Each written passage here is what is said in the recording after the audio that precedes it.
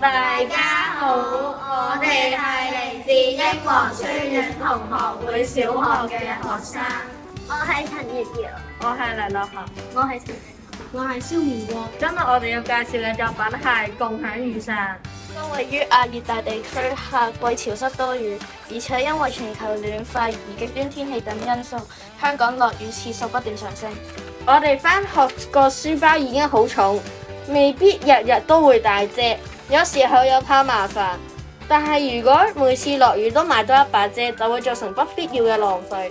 雖然其他地區已經有共享雨傘，但多數只係顧及到遮掩同埋鎖掩嘅部分，比較少顧到雨傘嘅內容程度。所以我哋希望為共享雨傘加入科技元素，做到借用雨傘及保護雨傘兩大目標。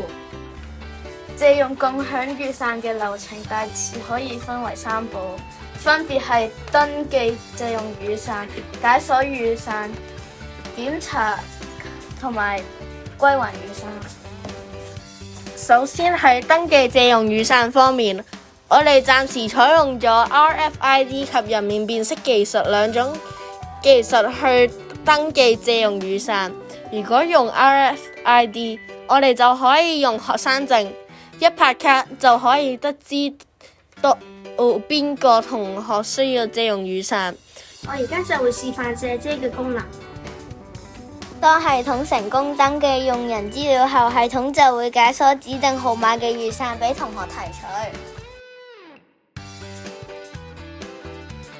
而因為其他傘都係處於上鎖嘅狀態，防止一個同學借用過多嘅雨傘。上鎖狀態嘅雨傘仲有一個功能，就係防止同學借到損壞咗嘅雨傘。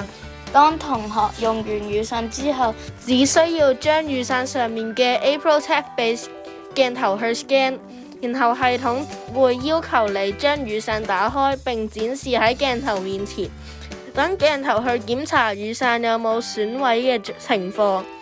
如果有冇，例如有冇出現穿窿、彎曲等情況。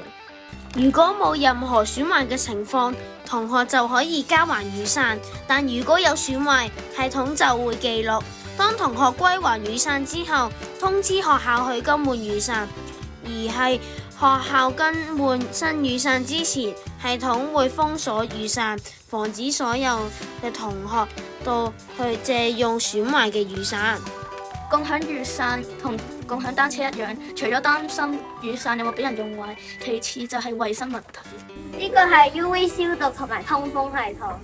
裝置 UV 燈用作消毒，以抽氣風扇保持空氣流通，加快雨傘變乾。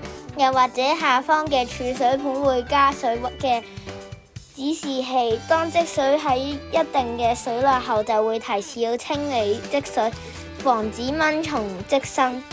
假設我哋學校有1000個學生，如果每人每年都買多一把遮，就已經生產多過1000件垃圾。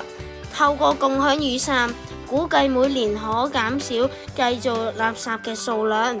除此之外，共享雨傘減少咗對新雨傘嘅生產需求，從而降低製作過程中嘅能源消耗。